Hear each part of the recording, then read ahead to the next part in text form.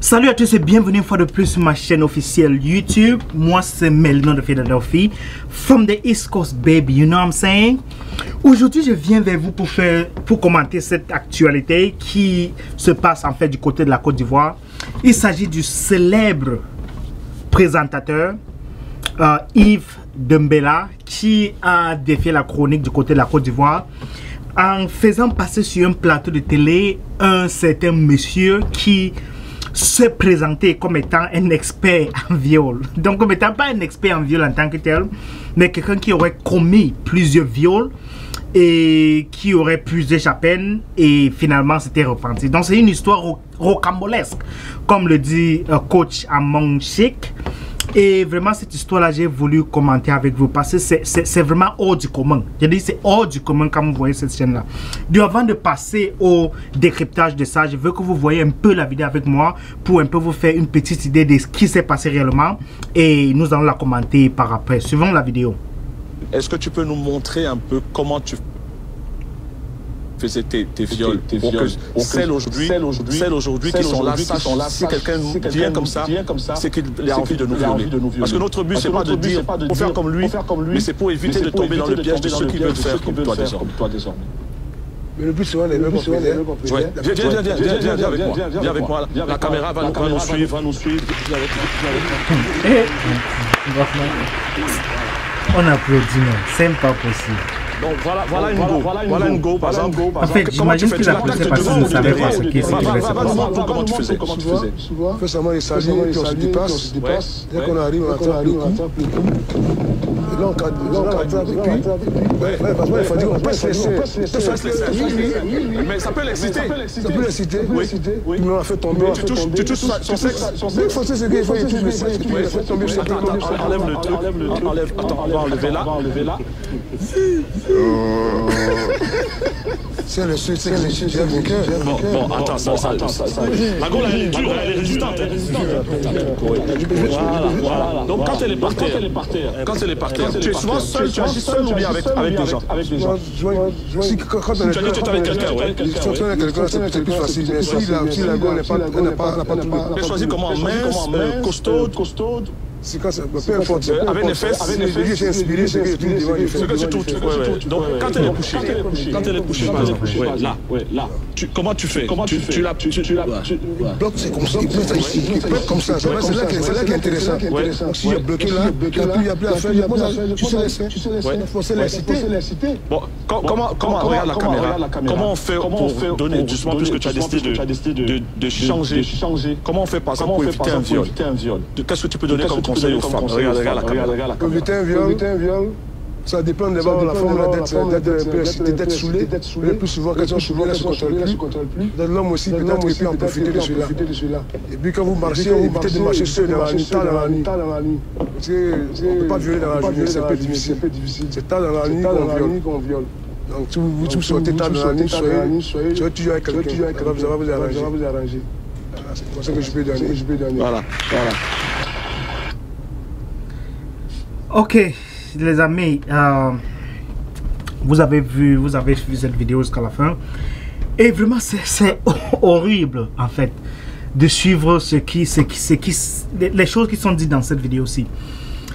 Je ne conçois pas le fait que, déjà, ils ont cru, ou le plateau, ou tous ceux qui sont responsables de cette émission-là, en Côte d'Ivoire, à la NCI plus précisément, ont cru que c'était une bonne idée de faire passer un sujet pareil. C'est vrai que d'après les explications que j'ai suivies chez certains blogueurs, c'est une émission des jeunes, c'est une émission qui est censée prendre des sujets un peu tabous, des sujets un peu vulgaires et les rendre comiques, c'est-à-dire de discuter d'eux, de parler d'eux comme ça de façon comique, puisque c'est une émission qui est dédicacée, qui est consacrée aux jeunes et qui couvre une multitude de sujets en quelque sorte. Donc ce que j'essaie de comprendre, c'est que puisque jusqu'à présent c'est Yves Dembella qui a été inculpé jusqu'à présent, si vous n'avez pas suivi, je vous donne dans chaîne nouvelle, il a été inculpé, il a écopé d'1 an de prison je crois avec ceci et environ 2 millions d'amende, 1 à 2 millions d'amende, je ne suis pas très sûr sur le montant exact,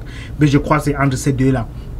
Jusqu'à présent c'est Yves Dembella qui a été inculpé dans ces affaires, mais ce que je veux comprendre, c'est que dans toute l'équipe, puisse présenter une émission, ce n'est pas l'affaire d'une seule personne. Une émission, c'est l'affaire de 5-10 personnes, parfois. Et il y a des gens qui sont censés s'asseoir, réfléchir, préparer l'émission. Les gens qui sont censés faire le montage, les gens qui sont censés faire les scripts, les gens qui sont censés faire. Il y a une multitude de personnes dans le background, en fait, que vous ne voyez pas. Mais c'est Yves Ndembela, le présentateur, que vous voyez au devant de l'écran. Donc, ce que j'essaie de comprendre, c'est que pourquoi jusqu'à présent, ce n'est que lui seul qui est jugé coupable, qui est censé être endosser toutes les responsabilités de ce qui s'est dit sur ce plateau-là. Mais qu'est-ce qui s'en dit? Qu'est-ce qui s'est passé avec d'autres personnes, tous ceux-là qui ont été responsables de l'invitation de ce monsieur et de la préparation, de la sélection du sujet en quelque sorte? Puis je pense que tous ces gens-là doivent être tenus responsables de ces choses-là. Puisque ce qui s'est dit sur ce plateau-là est incroyable. Je pense que l'endroit où Yves Ndembela a vraiment fauté, c'est là où c'est permis de demander au violeur comment quelles sont les parties déjà, quelles sont les parties, puis s'il a demandé à cet homme-là, est-ce que vous touchez, vous voyez, quelles sont les parties que tu touches, et aussi il a demandé au violeur, est-ce que ça plaît, cette femme-là, est-ce qu'elle ressentait quelque chose? Vraiment, je ne comprends pas comment est-ce que tu peux ressentir quelque chose quand tu te fais violer. Vraiment, je ne comprends pas. Je pense que c'est là où Yves Ndembela a vraiment perdu la tête complètement. Parce que ce sont des questions que tu ne poses pas. J'ai vu il essayer de se rattraper un peu en demandant que bon, qu'est-ce que le conseil que tu vas donner aux gens pour qu'ils vont éviter de se violer. C'est qu'il s'est rendu compte que vraiment ça allait trop loin. Et certaines personnes sur le plateau se sentaient déjà inconfortables. C'est là où il s'est dit, bon, voilà, il faut que j'essaie de ressaisir cette émission avant que ça n'aille dans tous les sens. Il s'est donc mis à poser la question au jeune homme, à ce monsieur-là. Comment est-ce que tu fais quand tu es victime de viol? Comment éviter cela et tout et tout. Donc, je pense que c'est vraiment incroyable que on a pu inviter un monsieur pareil sur un plateau. Puisque la meilleure chose à faire serait été d'inviter quelqu'un plutôt qui a été victime d'un viol et de venir sur le plateau de dire, d'expliquer un peu comment c'est passé et comment est-ce que vous devez faire pour vous épargner, en fait, pour sortir de cette situation-là. Puisque si une personne était victime, au moins peut-être cette personne-là a eu traversé un certain nombre d'étapes ou peut-être la personne s'est en sortie en faisant une ou autre technique. Donc je pense que c'était la personne la plus appropriée à être invitée à ce plateau. Mais curieusement, c'est celui qui était victime de viol. Donc je ne comprends pas comment est-ce que ce sujet-là même a été considéré comme un sujet drôle.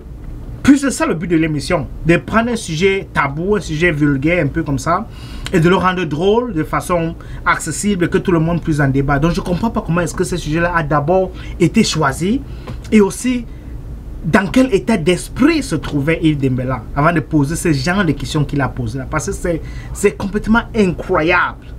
Incroyable. Mais je pense que jusqu'à présent, les responsables de la NCI ont eu à produire un communiqué où ils s'excusaient, ils se dédouanaient en fait de ce qui s'est passé.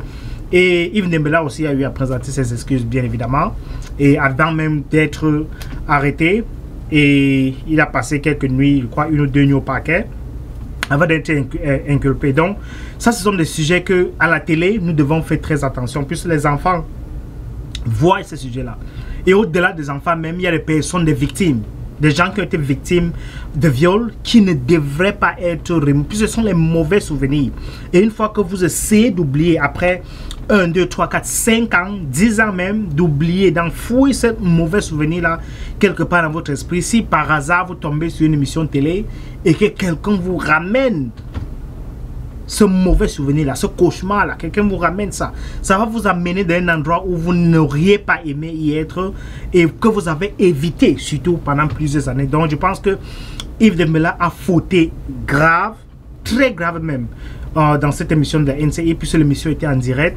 Et je pense que, de mon point de vue aussi, bien qu'il ait fauté très grave, je pense qu'il n'est pas le seul. Il n'est pas le seul. Il y a plusieurs personnes qui ont contribué à cette émission, plusieurs personnes qui ont eu à donner. Il n'est que la face visible de l'iceberg, en quelque sorte. Et d'après ce que d'autres personnes, certains bloqueurs disent aussi, le monsieur, le violeur, en quelque sorte, a été retrouvé dans son quartier. Et les gens l'ont agressé, en fait, chez lui. Et on l'a posé la question, qu'est-ce qui s'est passé? C'est là maintenant que le gars a commencé à se dédouaner lui-même en disant qu'il a été payé tout simplement pour venir jouer un rôle dans cette émission. C'est là que cette affaire devient de plus en plus rocambolesque. Donc pour l'instant, nous attendons encore de recevoir un peu plus d'informations sur cette affaire. Je pense que le violet lui-même jusqu'à présent est coupé de 24 mois. Je ne suis pas très sûr là-dessus, mais c'est une information à vérifier. Si vous avez l'information exacte, le nombre de mois exactement, mettez-le en commentaire pour que nous puissions continuer le débat en commentaire. Mais jusque-là, je pense que c'est tout pour moi pour cette vidéo-ci. Je tenais à partir avec vous. Et pour que tous ensemble, nous devons être acteurs, nous ne devons pas être juste des spectateurs, nous devons nous exprimer, nous devons donner notre voix. Si vous ne pouvez pas le faire à travers une caméra comme je le fais là, dites-le en commentaire pour qu'ensemble nous puissions échanger à travers les commentaires et pouvoir pousser ce débat ou l'argumentaire plus loin. En ce qui me concerne, je vous remercie d'avoir regardé cette vidéo jusqu'à la fin. Moi, c'est Melino de Philadelphie, from the East Coast of the United States, baby. Donc, merci d'avoir regardé cette vidéo. Si vous n'avez pas encore souscrit à cette page, est-ce qu'on dit souscrit? Souscrit. Subscribe. En tout cas, si vous ne vous êtes pas encore abonné à cette page, considérez faire cela. Abonnez-vous à cette page et surtout, activez la cloche de notification. Donc, likez, cliquez sur abonner et activez la cloche de notification pour que la prochaine fois, quand je poste une de mes nouvelles vidéos, vous soyez parmi les premiers à être notifiés. Merci encore d'avoir regardé la vidéo et je vous vois à très bientôt dans une nouvelle vidéo. À tout à l'heure. Bye bye.